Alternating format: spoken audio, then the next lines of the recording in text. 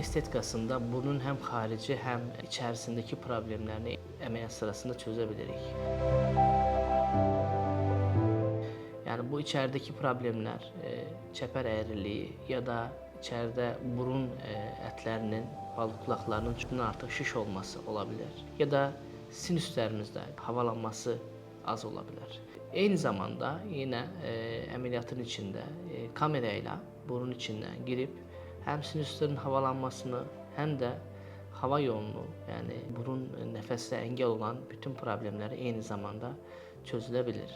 Və biz içəridən çıxardığımız o istifadə olunmayacaq əyri qıraqları, əgər pasient xarici görünüşündən də narahatsa, onu xarici görünüşündə düzəltmək üçün istifadə edirik. Yəni tək narkozla həm burnun iç, həm xarici görünüşündəki problemlərin tamamını çözmüş oluruq.